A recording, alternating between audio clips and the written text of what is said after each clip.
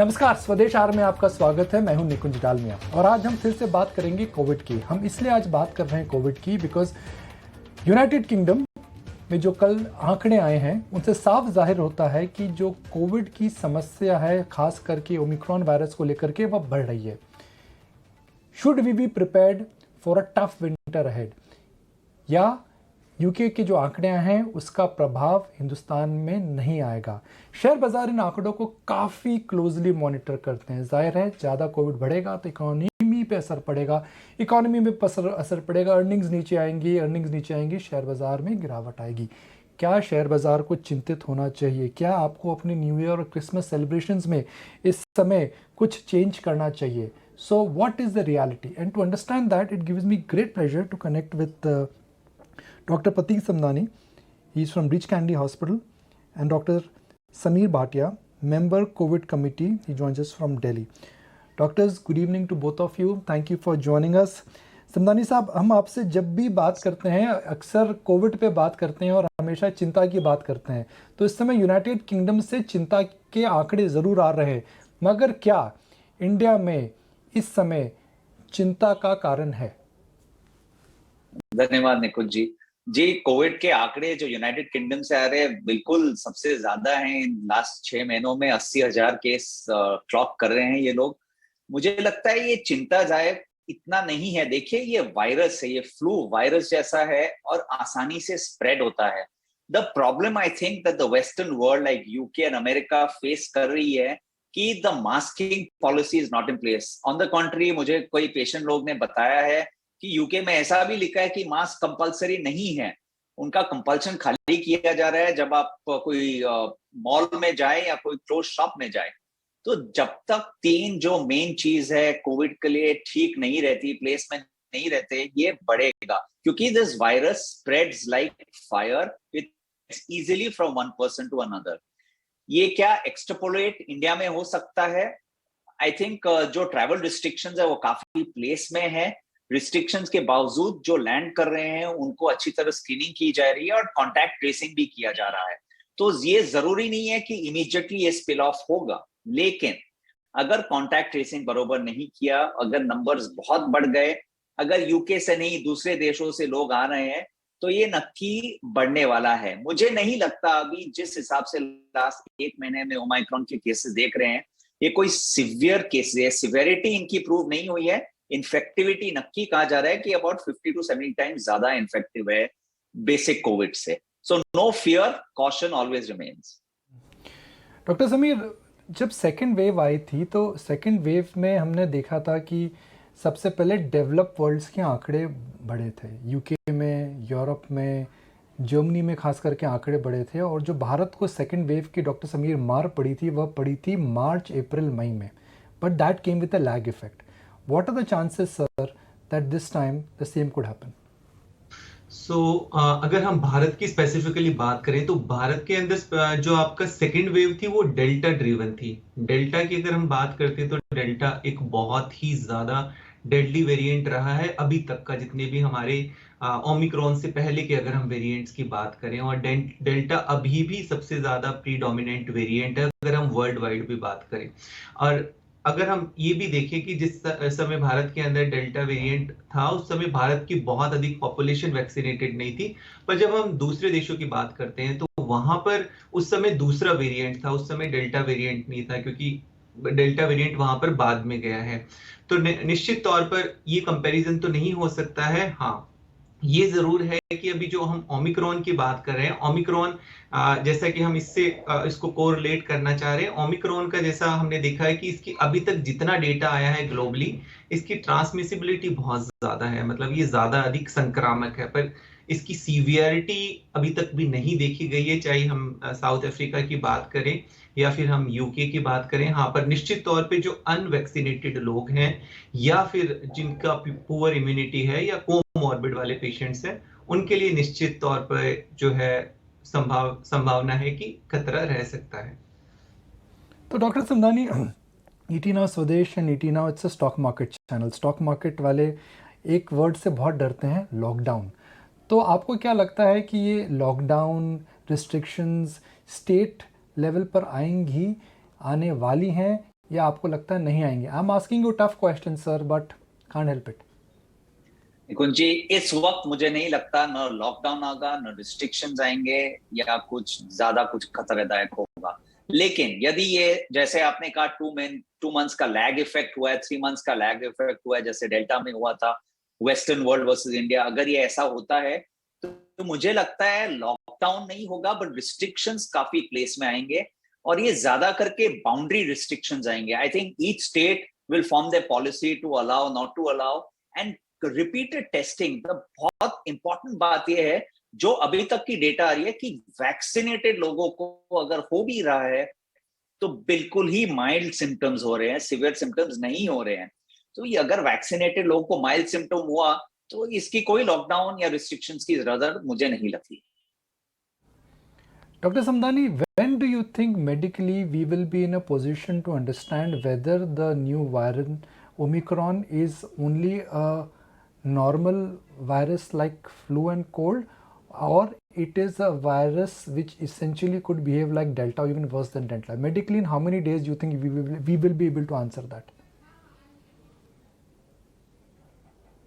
The data right now that we have clearly tells us कि ये जो Omicron virus है, it is more infective. The data says it is 70 times more than the original or the conventional COVID-19 virus that we started seeing in 2019, December and January, February 20.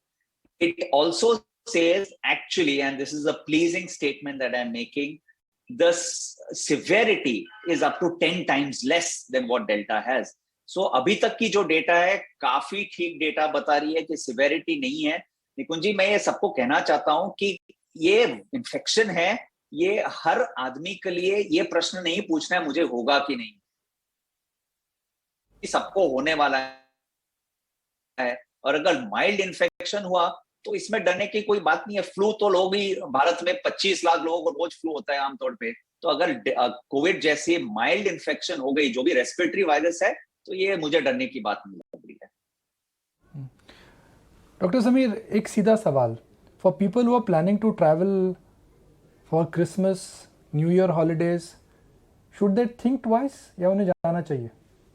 हाँ, देखिए, इसमें ये चीज समझने की जरूरत है, जैसा हम देख रहे हैं ग्लोबली जैसा डेटा आ रहा है, तो अगर हमारी नॉन एसेंशियल ट्रैवल है तो उसके ऊपर एक बार हमें देखने की जरूरत है कि जिस तरह की अभी जो एयरपोर्ट पे रिस्ट्रिक्शंस है और भी सब रिस्ट्रिक्शंस है, उन सब चीजों को अवॉइड करने के लिए, तो अगर इमरजेंसी ट्रैवल नहीं है तो हम उसको थोड़ा होल्ड कर सकते हैं। और अगर आपको ट्रैवल करना भी पड़ रहा है तो आप ये इंश्योर कर लीजिए कि आप डबली वैक्सीनेटेड हैं, और इसके साथ जो भी कोविड अप्रोप्रिएट बिहेवियर्स है उनको आपको बिल्कुल स्ट्रिक्टली फॉलो करना है। बट नॉन एसेंशियल ट्रैवल को आप अभी अवॉइड करें जब तक पूरी तरह से डेटा और आगे वायरस किस तरह से बिहेव करता है ये सब चीजें सामने ना आ जाए। Doctor Samdani, why is there confusion around the effect of vaccine on Omicron? There is a lot of confusion which perhaps is centered around how effective the vaccines are, whether we need a third booster shot, whether the cocktail combination which has been promoted by Roche, is it working? इसमें clarity doctor Samdani क्यों नहीं आ रही है? निकुंज जी, बहुत important question है। देखिए, आप physiologically, historically और मेडिकली जाएं तो कोई भी बैक्टीरिया व वायरस आता है, उसके अगेंस्ट दवा बनती है तो वो काम करती है, तभी वो दवा को इफेक्टिव किया जाता है। It is the nature and rule of any living organism, whether it's viruses or fungi or bacteria, कि ये अपने आप को चेंज करता है, इसको म्यूटेशन बोलते हैं। अगर म्यूटेशन हो गया वायरस और बैक्टीरिया का, तो ये जरूरी नहीं है कि जो ओरिजिनल दवाइयां अवेलेबल थी वो काम करेगी, क्योंकि they were designed for the original virus or bacteria. If we talk about COVID-19, these drugs and the vaccines and the cocktail certainly are working against the original COVID-19 virus, which was non-mutated or initial early mutations. We need larger numbers of data, genomic sequencing to know whether the vaccines are effective, if they are effective, how effective they are, whether the antiviral therapies, the ones that were available in the past and the ones that are likely to be available very, very soon, are effective, and so as to the cocktail of casirivimab and imdevimab, which has been proven to be rather effective for COVID-19 when used appropriately in time. So it's only time, and I think this data is not far away. In the next 2 to 3 weeks, we should get much more clarity as what is the efficacy, effectivity, and duration of the 3 modalities of treatment that are available.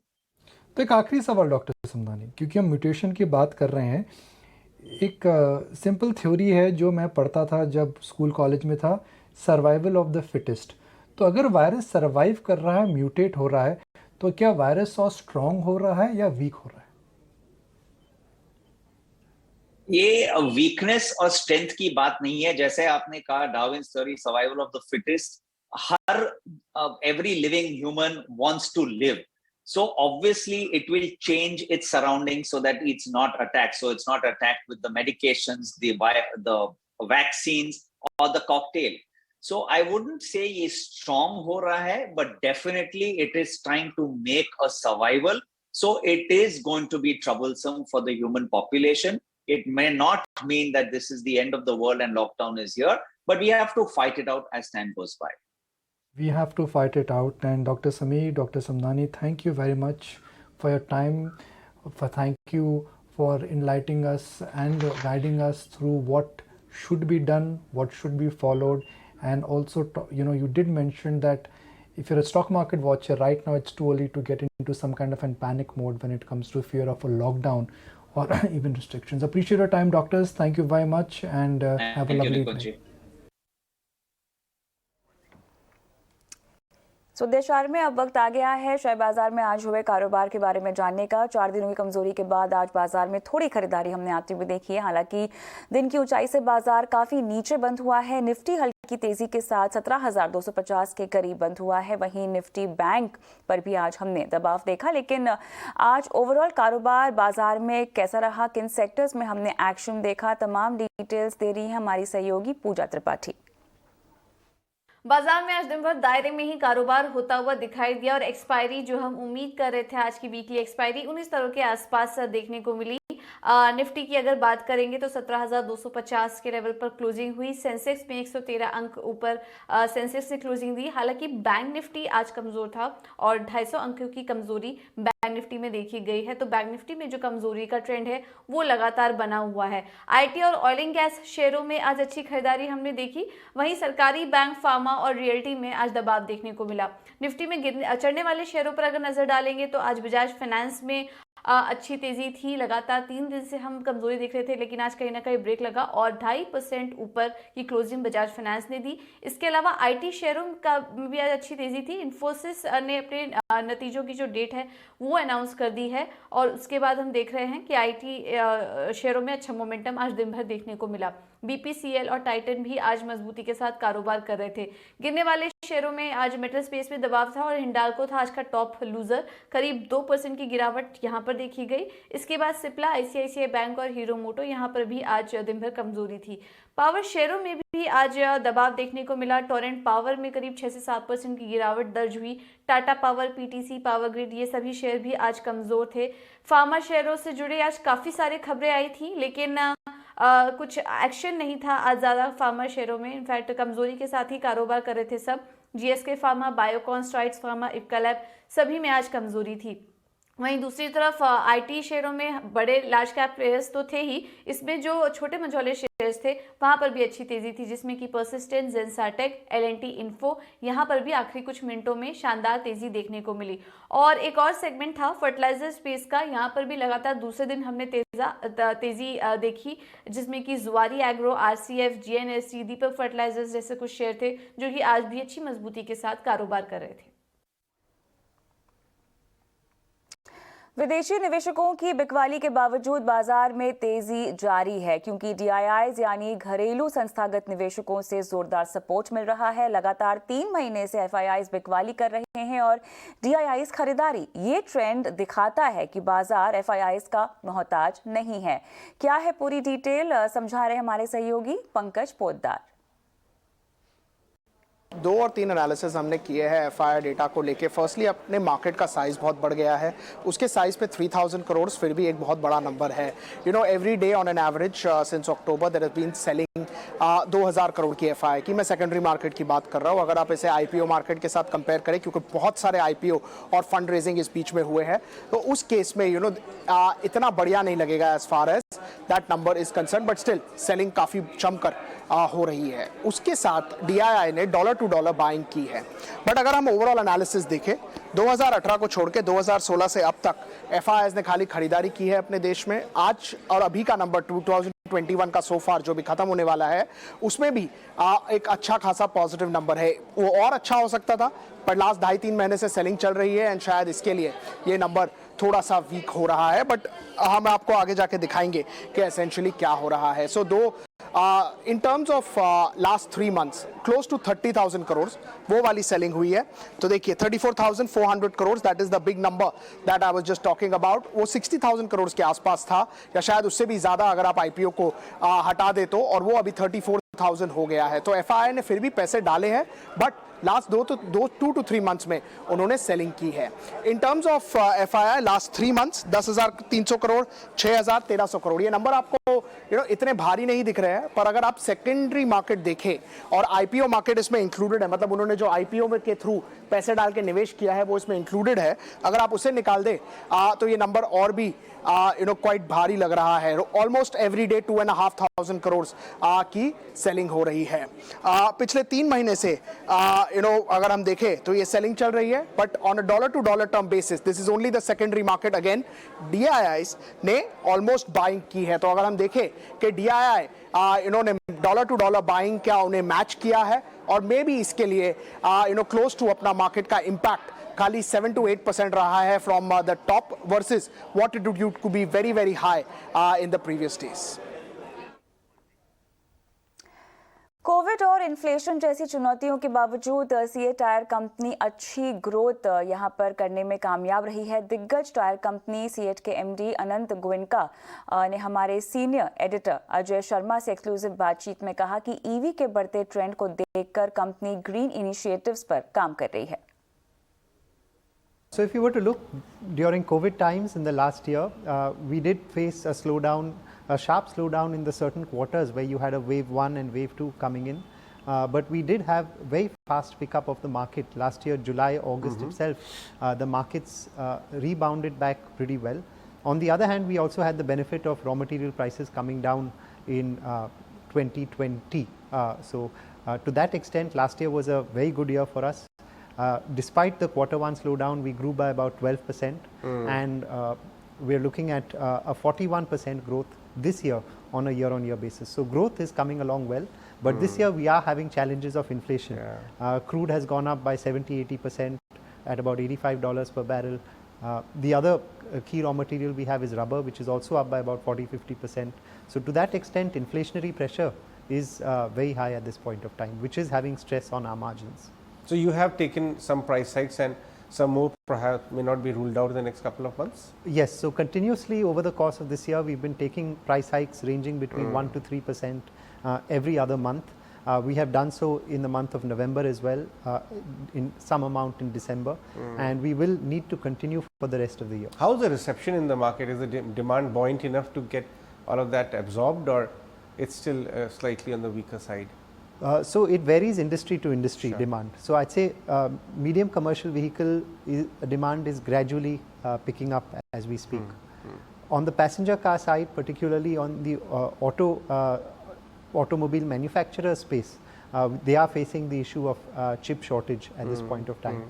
And on the two-wheeler side, there is a clear slowdown in terms of demand, whether it is because of rural demand being low, late harvest season, some amount because of COVID impact, where they had to dig deep into their pockets for the medical challenges that have come in, and also maybe people waiting for the exciting new EVs that are coming in.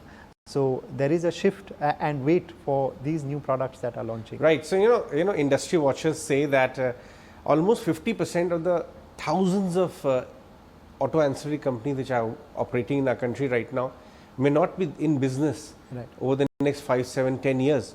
But one sector which is kind of insulated by that is tires, because EVs also require tires, perhaps a different, composition and sleeker or whatever. But EVs do require tires. How are you working with your EV clients, and give us some insights, because you've been ahead of the curve. You may be interacting with them at the design stage of their vehicles, right? So how are things as they stand? Yes, we are fortunate to be one of the auto comp players that are not getting impacted to that extent, but there is a clear technology change that is happening between your ICE vehicles to EV vehicles, even with respect to tires. So if you look at the electric vehicle, it is far heavier. The weight of the battery makes the weight of the tire much more, which has an impact on the weight carrying need for the tire. The second is the noise.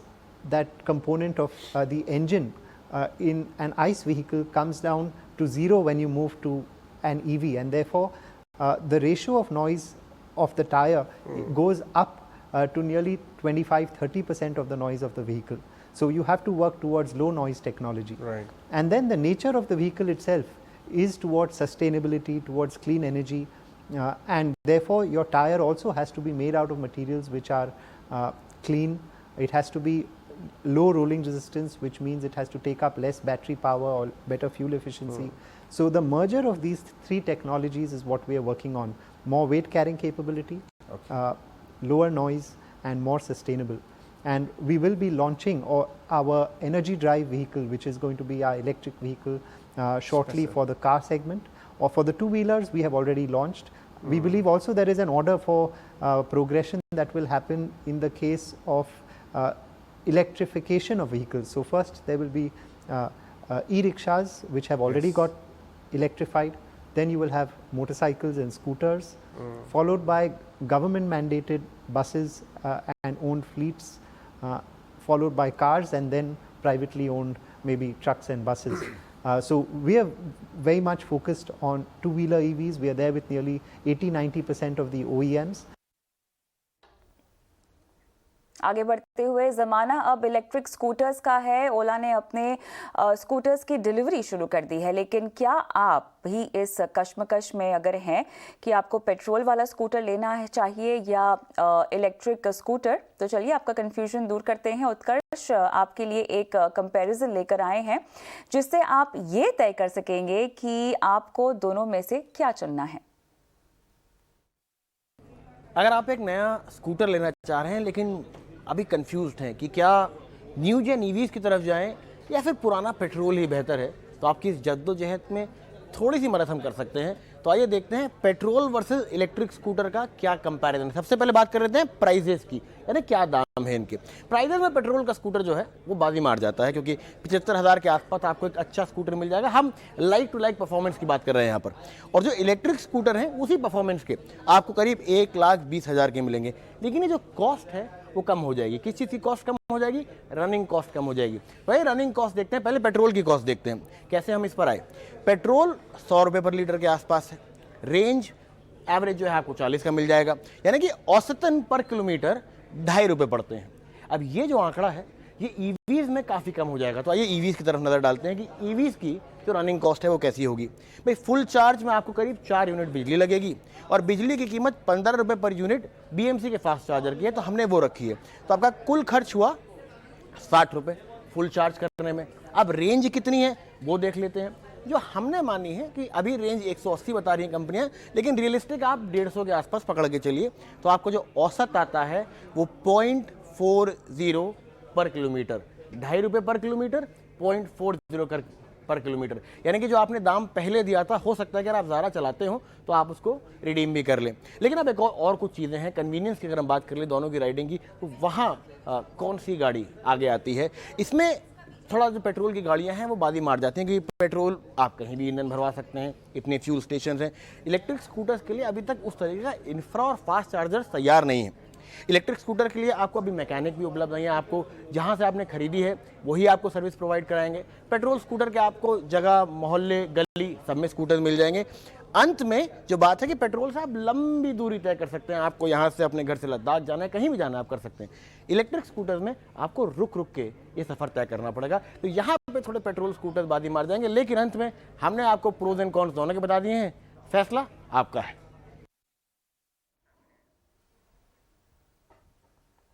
Highway transport और logistics में निवेश के मौके बढ़ाने के मकसद से सरकार इस सेक्टर के सभी स्टेक होल्डर्स के साथ एक अहम बैठक करने जा रही है। सड़क परिवहन मंत्री नितिन गडकरी कल इस सम्मेलन की अध्यक्षता करेंगे और सरकार का फोकस किन किन बातों पर रहेगा बता रहे हैं हमारे सहयोगी समीर दीक्षित। प्रधानमंत्री मोदी की बेहद महत्वाकांक्षी नेशनल मोनेटाइजेशन प्लान, इस योजना को प्रभावी रूप से सफल बनाने के लिए और बड़े लक्ष्य यानी कि वित्त वर्ष 2025 तक 6 लाख करोड़ के नेशनल मोनेटाइजेशन का जो योजना है उस लक्ष्य को हासिल करने की दिशा में एक अहम बैठक होने जा रही है। मुंबई में शुक्रवार को हो रही इस बैठक की अध्यक्षता खुद सड़क परिवहन मंत्री नितिन गडकरी करेंगे, लेकिन इस बैठक में कई अन्य स्टेक होल्डर मसलन जो प्राइवेट प्लेयर हैं, जो संभावित निवेशक हैं, राज्य के तमाम मंत्री अधिकारी मौजूद होंगे और इसके अलावा जो केंद्रीय मंत्रालय हैं उनके भी वरिष्ठ अधिकारी इस बैठक में शामिल होंगे। लेकिन इस बैठक में जो 3 विषय हैं जिस पर सबसे ज्यादा फोकस बना रहेगा, सबसे पहला और बड़ा फोकस रहेगा भारत माला परियोजना को लेकर के, जो हाईवेज के नजरिए से एक बहुत बड़ा प्रोजेक्ट है भारत सरकार का। तो भारत माला परियोजना ये पहला फोकस एरिया है। दूसरा है एसेट मोनेटाइजेशन, यानी कि जो 25 से ज्यादा हाईवेज आइडेंटिफाई किए गए हैं हाईवेज मिनिस्ट्री के द्वारा जिनको मोनेटाइज किया जाना है, उन पर भी चर्चा होगी। और तीसरा है व्हीकल स्क्रैपेज पॉलिसी। हाल ही में मोदी सरकार ने ये स्क्रैपेज पॉलिसी को मंजूरी दी, जिसके बाद इक्का दुक्का प्लेयर आगे भी आए, उन्होंने स्क्रैपेज सेंटर भी लगाए। लेकिन इसको बड़े पैमाने पे सफल बनाने के लिए निवेशकों से बात होगी कि वो देश में आए, निवेश करें, टेस्टिंग सेंटर बनाए, स्क्रैपेज सेंटर बनाएं और इस पॉलिसी का जो तमाम लाभ हैं उसको भी वो उठाएं। तो ये 3 फोकस एरिया रहने वाले हैं, भारत माला परियोजना, एसेट मोनेटाइजेशन और साथ ही व्हीकल स्क्रैपेज पॉलिसी।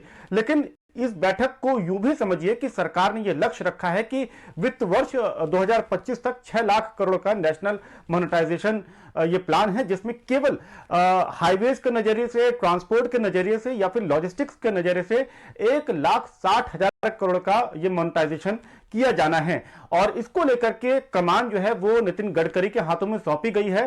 सरकार को पूरा भरोसा है कि नितिन गडकरी का जो परफॉर्मेंस रिकॉर्ड रहा है अब तक और जो उनके काम करने की शैली है, उससे जरूर सरकार को फायदा होगा और इस बड़े लक्ष्य को हासिल करने में सरकार और तेजी से आगे बढ़ पाएगी।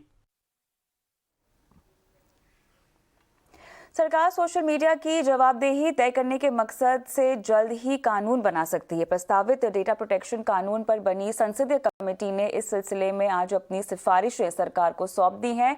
कमेटी ने सोशल मीडिया को रेगुलेट करने के लिए मीडिया रेगुलेटरी अथॉरिटी बनाने का सुझाव भी दे दिया है। इन सिफारिशों में और कौन सी बातें शामिल हैं और इन्हें लागू करने के लिए कब तक बिल लाया जा सकता है, जानने के लिए फिर एक बार बात करते हैं हमारे सहयोगी प्रकाश प्रियदर्शी से। प्रकाश, संसदीय समिति की सिफारिशों के बारे में और तमाम डिटेल्स बताएं, क्या है डेटा प्रोटेक्शन एक्ट को लेकर? देखिए, 2 साल के लंबे इंतजार के बाद ज्वाइंट पार्लियामेंट्री कमेटी ने डेटा प्रोटेक्शन बिल 2019 पर आज अपनी जो रिपोर्ट है वो संसद पटल पर सौंपी है, जिसमें कई अहम सिफारिशें की गई है। कमेटी ने अपनी सिफारिश में ये कहा है कि पर्सनल डेटा के साथ साथ जो नॉन पर्सनल डेटा है उसका भी प्रोटेक्शन होना चाहिए और जो प्रपोज्ड लेजिस्लेशन है उसमें इस बात की व्यवस्था होनी चाहिए। साथ ही साथ इस बात की भी सिफारिश कमेटी ने की है कि जो सोशल मीडिया प्लेटफॉर्म्स हैं उनकी अकाउंटेबिलिटी तय होनी चाहिए। लिहाजा इसके लिए जरूरी है कि जो भी सोशल मीडिया प्लेटफॉर्म्स अगर इंटरमीडिएरीज के तौर पर काम नहीं कर रहे हैं तो उन्हें पब्लिशर के तौर पर माना जाए और जो भी कंटेंट वो पब्लिश करते हैं उसके लिए उनकी जवाबदेही जो है वो तय होनी चाहिए। साथ ही साथ कमेटी ने इस बात की भी सिफारिश की है कि जो हार्डवेयर मैन्युफैक्चरर्स हैं उन्हें भी जो सॉफ्टवेयर मैन्युफैक्चरर्स हैं उनके साथ में उनके लिए एक रेगुलेटरी फ्रेमवर्क तैयार किया जाए और जो भी डेटा उनके पास स्टोर होता है उसको भी रेगुलेट किया जाए। साथ ही साथ इस बात की भी सिफारिश की गई है कि एक इंडिपेंडेंट मीडिया रेगुलेटरी अथॉरिटी बनाने की जरूरत है प्रेस काउंसिल ऑफ इंडिया के तर्ज पे, जो कि हर तरह के मीडिया प्लेटफॉर्म्स, चाहे वो ऑनलाइन हो, प्रिंट हो, इलेक्ट्रॉनिक्स हो, उसको रेगुलेट करे और जो भी कंटेंट पब्लिश किए जा रहे हैं उसके लिए एक रेगुलेटरी फ्रेमवर्क बनाई जाए। साथ ही साथ प्रेस काउंसिल ऑफ इंडिया को ज्यादा मजबूती प्रदान करने और उसको ज्यादा इंफ्रास्ट्रक्चर से लैस करने की भी सिफारिश की गई है, ताकि जो उसके टारगेट्स हैं, जो ऑब्जेक्टिव्स हैं, उसको पूरी की जा सके। सरकार रोजगार और निवेश बढ़ाने के मकसद से अब तक 14 सेक्टर्स में पीएलआई स्कीम लागू कर चुकी है और इनमें से कई सेक्टर्स में एप्लीकेशन विंडो अभी भी खुली हुई है। इन पीएलआई स्कीम के जरिए सरकार और क्या प्लानिंग कर रही है, इस बारे में तमाम डिटेल्स पर दानिश आनंद हमारे सहयोगी ने डीपीआईटी के एडिशनल सेक्रेटरी सुमिता दावड़ा से एक्सक्लूसिव बातचीत की। We have been joined by Ms. Sumita Davda. She is the Additional Secretary of DPIIT. Ma'am, thank you so much for coming to ET now. Over the past few years, we have seen that the government has launched various PLI schemes. So till now, how much money has come into India? How much FDI has come into India? And what is the percentage as far as the jobs are concerned? As you are aware, PLI schemes have been launched across 14 sectors. And each scheme has been approved by the cabinet. The notifications have been given in the public domain. The guidelines have been put in the public domain. And the application windows have been already opened for 11 out of these 14. Out of 11, 9 sectors have also finalized the applications, approved them, and the windows were opened and closed. So there's been tremendous progress and proactive work which has been seen in the PLI schemes. The overall budget being 1.97 crore rupees, 1.97 lakh crore rupees over a period of about 5 years and a little more. And the expected production which we are expecting from these PLI schemes will be, these are all rough estimates which are coming up from the various ministries, and the projections is expected to be about $500 billion plus. And the expected employment which is coming from these rough estimates is about 1 crore plus across the various sectors. Number of sectors where the PLI was announced last year, the production has started. That's very encouraging. And we see this panning out in a much more, proactive and interesting manner. चलिए, वक्त हो गया छोटे से break का। Break के बाद money मंत्रा और साथ ही आपको मिलवाएंगे आज के स्वदेश हीरो से। बने रहे।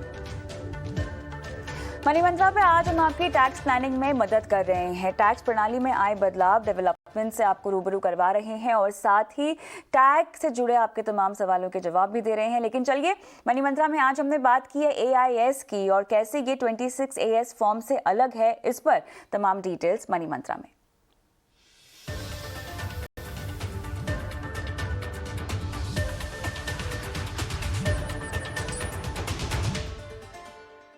एक कॉमन सी कंफ्यूजन जो कि बहुत सारे लोगों को इसको लेकर दिमाग में है कि ये 26 AS से अलग कैसे है। तो मेरे ख्याल से शुरुआत हम इसी से करते हैं। दोनों के बीच में क्या अंतर है, ये बता दीजिए हमें पहले। देखिए कविता, जो 26 AS है उसमें थोड़ी सी आपको बेसिक जानकारी देखने को मिलेगी, जैसे आपका TDS कितना कटा है, TCS कितना कलेक्ट हुआ है। हाल ही में इन्होंने SFT भी दिखानी शुरू करी, साथ में एडवांस टैक्स आपने पे किया है, सेल्फ असेसमेंट टैक्स पे किया है। ये चीजें आपको 26 AS में देखने को मिलती है, जिससे आप अपनी रिटर्न को मैच करके रिटर्न फाइल कर देते हैं। वहीं अगर हम AIS की बात करें तो AIS में सारी जानकारी, जितनी भी फाइनेंशियल ट्रांजैक्शंस आपने अपने पैन के अंडर की है, चाहे वो सेल है, चाहे वो परचेज है, चाहे वो कुछ भी है, वो सारी जानकारी आपको AIS में देखने को मिलेगी। यानी देखिए, सैलरी से रिलेटेड आपका कितना TDS कटा है, आपकी कोई interest on savings bank account है जो 26 AS में यूजुअली देखने को नहीं मिलता है, और ज्यादातर लोग उसको रिटर्न में दिखाना या तो भूल जाते हैं या जानबूझ के छोड़ देते हैं कि फालतू में इसको क्यों दिखाना है, इस पे क्यों टैक्स भरना, छोटा मोटा अमाउंट है, छोड़ देते हैं। वो देखने को मिलेगा। आपका FD से जितना इंटरेस्ट आता है वो सारा, वो 26 AS में भी TDS दिखता है। लेकिन इसमें आपकी बहुत सारी एफडीज दिख रही हैं जो ज्यादातर 26 ईयर्स में नहीं दिखती हैं। डिविडेंड, अगर उस पर टीडीएस नहीं भी कटा है तो भी आपको डिविडेंड देखने को मिलेगा। कोई फॉरेन रेमिटेंसेज हैं वो देखने को मिलेंगी। सेल परचेज ऑफ प्रॉपर्टी है वो भी देखने को मिलेंगी। Cell purchase of equity shares है वो भी आपको एआईएस में देखने को मिलेंगी। और ये कुछ ट्रांजैक्शंस ऐसी हैं, अगर हम कैपिटल गेन की बात करें जो सेल परचेज ऑफ शेयर्स है या प्रॉपर्टी की है, तो कुछ लोग जब छोटे अमाउंट की ट्रांजैक्शंस करते हैं इसमें तो उसको रिटर्न में दिखाना जरूरी नहीं समझते।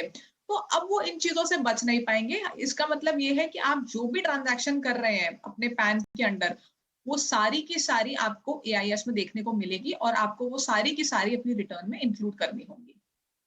कहना चाहती हैं कि जो एनुअल इंफॉर्मेशन स्टेटमेंट है वो एक तरह से आपके फाइनेंशियल ट्रांजैक्शंस की एक कॉम्प्रिहेंसिव रिपोर्ट है जो आपके हाथ में आपको दी जाएगी। करदाता के लिए कितना ज़रूरी है एआईएस को बारीकी से समझना और जानना, और साथ ही अगर हमें इसको व्यू करना हो तो हम वो कहाँ कर सकते हैं?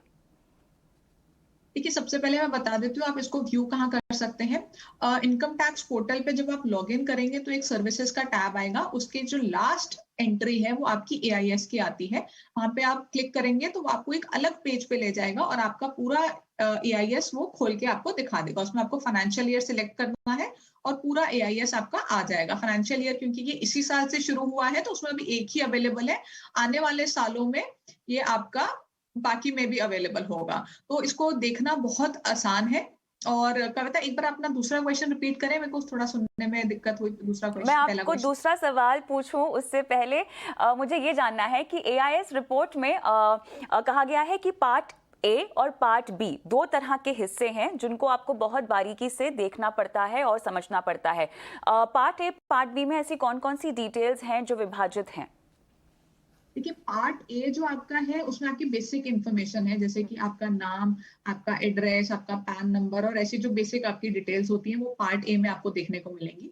और जो पार्ट बी है उसमें आपकी टोटल फाइनेंशियल ट्रांजैक्शंस हैं। तो पार्ट बी मेन पार्ट है, उसको पार्ट ए को भी चेक करना जरूरी है, उसमें कोई गलती तो नहीं है, बट पार्ट बी थोड़ा सा मेन डॉक्यूमेंट है, उसको चेक करना ज्यादा जरूरी है कि उसमें कहीं कोई गलती तो नहीं है। क्योंकि अगर कोई गलती होगी तो इसका मतलब ये है कि सरकार के पास एक कोई ऐसी इंफॉर्मेशन है जो शायद आपके पैन से रिलेटेड है ही नहीं और आपको हो सकता है कि उस ट्रांजैक्शन की वजह से नोटिस आ जाए।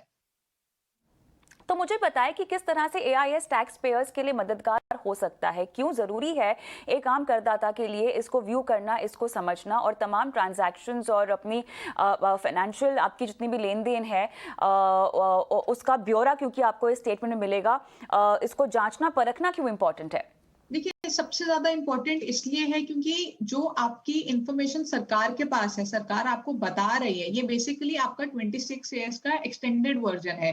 तो जो 26 ईयर्स में जानकारी दी जाती थी वो भी इसीलिए दी जाती थी कि हम आपको बता रहे हैं कि ये ट्रांजैक्शंस की डिटेल्स हमारे पास ऑलरेडी हैं।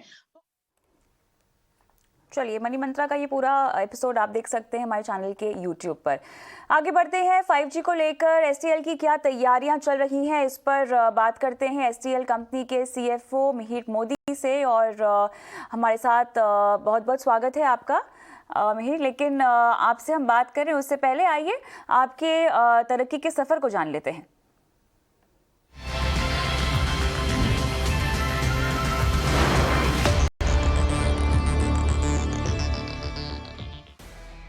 देश की सबसे बड़ी ऑप्टिकल फाइबर बनाने वाली कंपनी स्टरलाइट टेक्नोलॉजी। इंडिया में ऑप्टिकल फाइबर मार्केट का करीब 45% पर स्टरलाइट टेक्नोलॉजी का कब्जा है। 33 साल पहले 1988 में अनिल अग्रवाल ने स्टरलाइट इंडस्ट्रीज की स्थापना की थी। उस वक्त ये कॉपर टेलीकॉम केबल्स की सुविधा मुहैया कराती थी, लेकिन साल 2000 में स्टरलाइट इंडस्ट्रीज के डीमर्जर के साथ ही स्टरलाइट ऑप्टिकल टेक्नोलॉजीज वजूद में आया। एसटीएल को ऑप्टिकल फाइबर बनाने और बिछाने का 25 साल से ज्यादा का अनुभव है। आज कंपनी के पास ग्लास साइंस, सॉफ्टवेयर समेत दूसरी टेक्नोलॉजी के करीब 600 से ज्यादा पेटेंट हैं। एसटीएल के ब्राजील और चाइना की 2 बड़ी कंपनियों के साथ बड़े करार हैं, जिसके तहत ये ऑप्टिकल फाइबर की मैन्युफैक्चरिंग करते हैं। इस कंपनी के भारत, चीन, इटली और ब्राजील में 7 मैन्युफैक्चरिंग यूनिट हैं। स्टरलाइट टेक्नोलॉजी को 50% से ज्यादा के ऑर्डर टेलीकॉम कंपनियों से आते हैं। कंपनी के पास अभी से ऑप्टिकल फाइबर बिछाने के 11,000 करोड़ रुपए से ज्यादा के ऑर्डर बुक हैं। कंपनी की कमाई का जिक्र करें तो कंपनी 4800 करोड़ रुपए सालाना कमाती है और 275 करोड़ का सालाना मुनाफा रहा। आज कंपनी का मार्केट कैप 11,000 करोड़ से ज्यादा का हो चुका है और कंपनी एक साल में 100% रिटर्न दे चुकी है। स्टरलाइट की कमाई का 66% भारत से आता है, जबकि 27% यूरोप और मिडिल ईस्ट से। इसके अलावा अमेरिका और चीन में भी स्टरलाइट का अच्छा खासा कारोबार है। 100 से ज्यादा देशों में डायरेक्ट और इनडायरेक्ट तरीके से डिजिटल सेवाएं दे रही स्टरलाइट के पास भारत में पहला ऑप्टिकल फाइबर केबल प्लांट है। ये कंपनी भारत में स्टरलाइट 5G टेक्नोलॉजी का पायनियर है, जो भारत सरकार की भारत नेट योजना के तहत गांव-गांव इंटरनेट से जोड़ रही है। अब तक ये कंपनी देश के 6 लाख गांव में ऑप्टिकल फाइबर बिछा चुकी है। अपने अनुभव और मेहनत के दम पर स्टरलाइट आज नेटवर्क सॉल्यूशन में ग्लोबल लीडर बन गया है। ET नाउ स्वदेश। चलिए, तो मिहिर मोदी हमारे साथ जुड़े हुए हैं। स्वागत है आपका मिहिर। ये बताएं कि 5G को लेकर आखिर क्या तैयारियां हैं? बिल्कुल, हम पूरी तैयारी से हमने अपने प्रोडक्ट्स लॉन्च किए हुए हैं। ये आपसे कहना चाहूंगा कि हम STL इंडिया की पहली इंडिजिनस और one of the first indigenous companies है जो 100% होम ग्रोन 5G सॉल्यूशंस ला रहे हैं। सो पूरा आत्मनिर्भर, पूरा इंडिया से ही क्रिएटेड है, जिसमें राइट फ्रॉम ऑप्टिकल फाइबर से लेके वायरलेस, वर्चुअलाइजेशन और डिप्लॉयमेंट मेथोडोलॉजी, मतलब कि पूरा मैन्युफैक्चरिंग जो जहां से शुरू होता है ऑप्टिकल फाइबर का, वहां से डिप्लॉयमेंट तक फाइनली जो 5G इंफ्रास्ट्रक्चर रेडी हो जाए, वहां तक हमने टेक्नोलॉजिकली कैपेबिलिटी अपनी डेमोन्स्ट्रेट की हुई है, ताकि इंडिया में और दुनिया भर में इंडिया से हम 5G की इंफ्रास्ट्रक्चर को सपोर्ट कर सके और लेआउट कर सके। इसमें काफी सारी चीजें हैं तैयारियों के लिए। एक तो अगर मैं जस्ट एक मैक्रो लेवल पे बताऊं तो हमारे 630 से भी ज्यादा पैटेंट्स हैं टेक्नोलॉजिकल।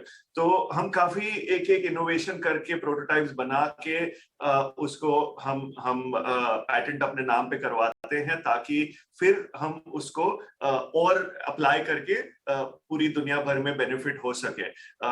5G जैसे कि सभी जानते हैं, पूरा पिछले 1-1.5 साल में कनेक्टिविटी की वजह के पैंडेमिक की वजह से कनेक्टिविटी की जरूरत और उसमें टेक्नोलॉजिकल एडवांसमेंट की वजह से एक नीड बन गई है, एक बेसिक रिक्वायरमेंट बन गई है, और पूरे दुनिया भर के जो 700-800 करोड़ लोग हैं उनको उसकी जरूरत पड़ने वाली है, और हम बिल्कुल उसके लिए तैयार हैं। इसके अलावा आप ये बताएं हमें कि आपका जो बिजनेस है उसकी ग्रोथ अब तक किस तरह से आगे बढ़ रही है, और आगे की प्लानिंग को लेकर आपके ऑर्डर किस तरह से आपको मिलने जा रहे हैं?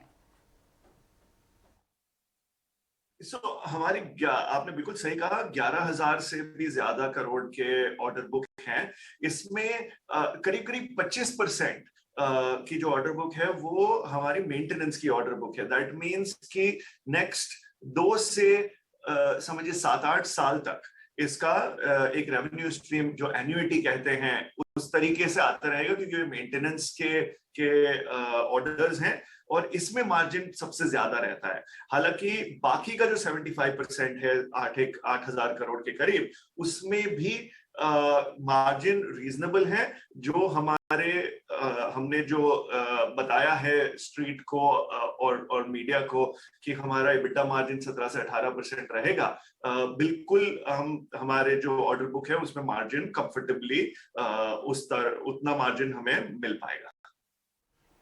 5G ऑप्टिकल फाइबर को लेकर काफी कंपटीशन हो रहा है, तो आपकी किस तरह से आगे इस कंपटीशन से निपटने की तैयारी है?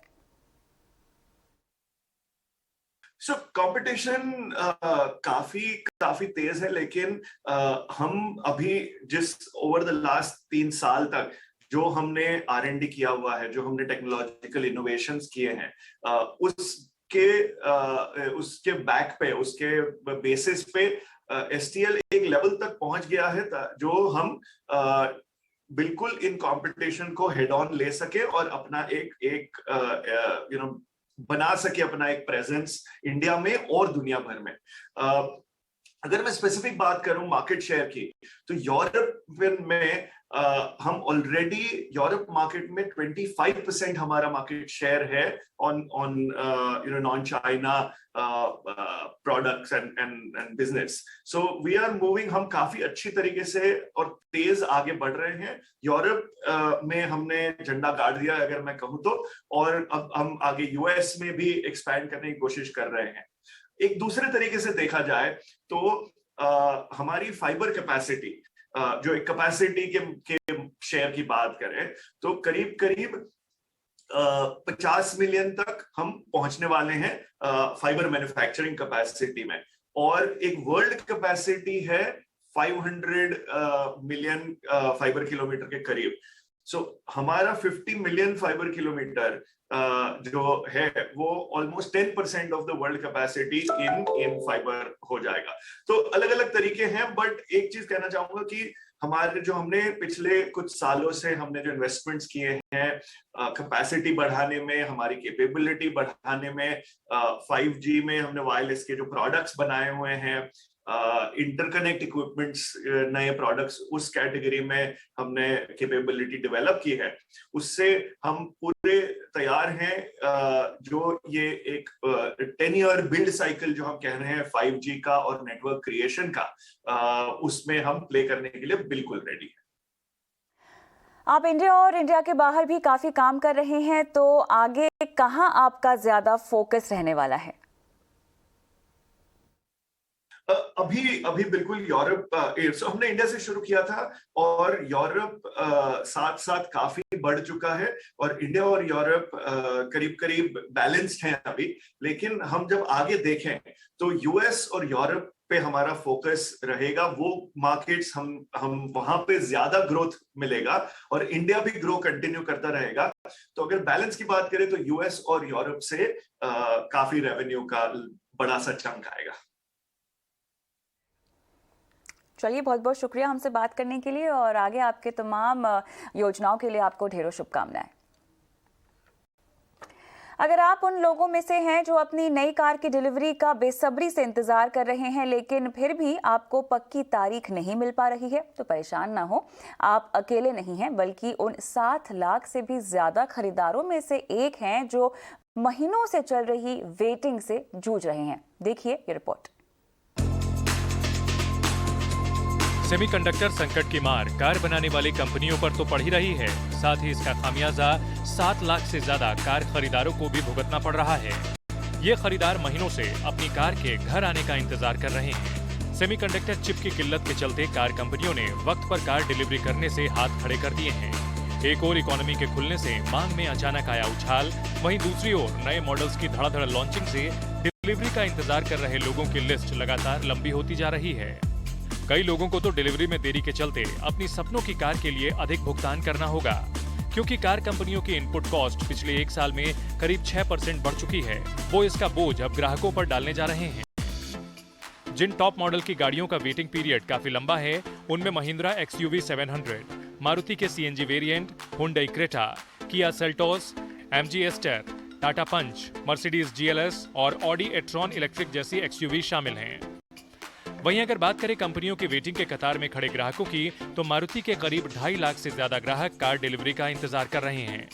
हुंडई, टाटा मोटर्स, महिंद्रा के 1 लाख से ज्यादा, किया मोटर्स के 75,000 से ज्यादा, MG मोटर्स के 46,000 से ज्यादा, Volkswagen, Skoda, Toyota, Nissan, Renault और ऑडी को मिलाकर 75,000 से ज्यादा ग्राहक अपनी कार का बेसब्री से इंतजार कर रहे हैं. मर्सिडीज इंडिया के भी 2800 से ज्यादा ग्राहक कतार में खड़े हैं.